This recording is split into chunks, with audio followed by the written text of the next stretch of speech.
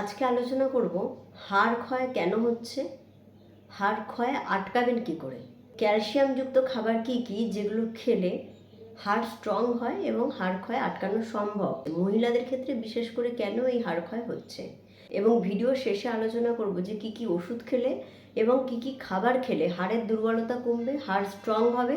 ভিডিওটা এই সব কিছু নিয়ে আলোচনা করব। প্রথমেই বলবো অস্টিওপোরোসিস, অর্থাৎ হাড় দুর্বল হওয়া, অর্থাৎ হাড় দুর্বল হয় তখন হাড় ক্ষয় হয় এবং আস্তে আস্তে ফ্র্যাকচার হয়।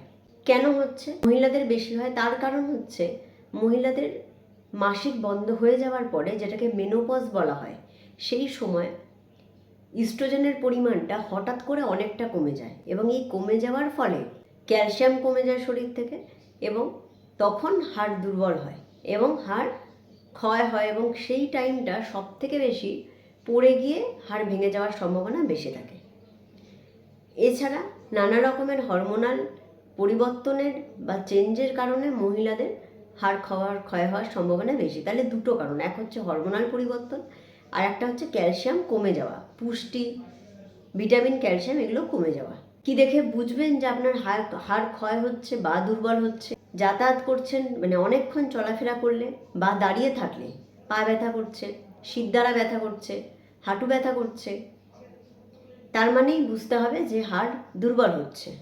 মেনলি যেই হাড়গুলো বা যেই জয়েন্টগুলো ভেঙে যাওয়ার সম্ভাবনা থাকে বা দুর্বল হয় সব থেকে আগে, সেগুলো হচ্ছে হিপ জয়েন্ট, নি জয়েন্ট আর রিস্ট জয়েন্ট আর হচ্ছে স্পাইন। হাড় ক্ষয় আটকাবেন কি করে, হাড় দুর্বল আটকাবেন কি করে, কি করণীয়? প্রথমেই যেটা করতে হবে, নিয়মিত ব্যায়াম করতে হবে। আপনি ফিজিক্যাল অ্যাক্টিভিটির মধ্যে থাকেন তাহলে স্ট্রেংথ বাড়বে হাড়ের এবং মাসেল দুটোই।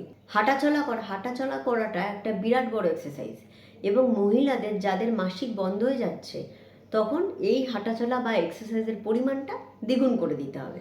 যত অ্যাক্টিভিটি বাড়বে আপনার হাড় মজবুত হবে এবং মাসেল মজবুত হবে। হাঁটু মজবুত করতে পায়ের কিছু ব্যায়াম, ইউটিউবে অনেক রকমের এক্সারসাইজ ভিডিও পেয়ে যাবেন, সেগুলো দেখা এবং সেগুলো নিয়মিত বেসিসে করা, এবং কিছু না পান আপনি রেগুলার হাঁটাচলা করুন। আর হচ্ছে সূর্যরশ্মি গায়ে লাগানো, যেটার থেকে ভিটামিন ডি আপনার শরীরে অ্যাবজর্ব হবে এবং সেটা হাড়কে মজবুত করতে সাহায্য করবে। কিছু খাবার খাওয়া এবং কিছু ওষুধ খাওয়া। এবার আমি বলবো কি কি বিশেষ খাবার খেলে আপনার হাড় মজবুত হবে।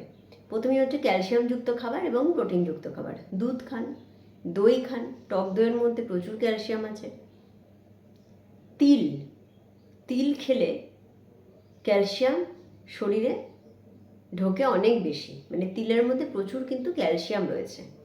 এবং সিড, নানা রকমের সিড অল্প বিস্তর খাওয়া, মাছ খাওয়া, ছোট মাছ বিশেষ করে খাওয়া, চিকেন খান, গ্রিন ভেজিটেবলস, সবুজ শাকসবজি যত খুশি খান, তার মধ্যে কম বেশি সব কিছুর মধ্যেই আপনার ক্যালসিয়াম রয়েছে, ভিটামিন রয়েছে, মিনারেলস রয়েছে। নানা রকমের ছোট মাছ এবং মাছের তেল, সেটা ছোলা, মটর, ডাল, নানা রকমের ফল। এবার বলবো কি ওষুধ খাওয়া যেতে পারে বা কিছু ওষুধ আছে কি না যেটার এই হাড় মজবুত করবে, হাড় ক্ষয় হওয়ার থেকে আপনাকে বাঁচাতে পারে। সেটা হচ্ছে কড লিভার অয়েল।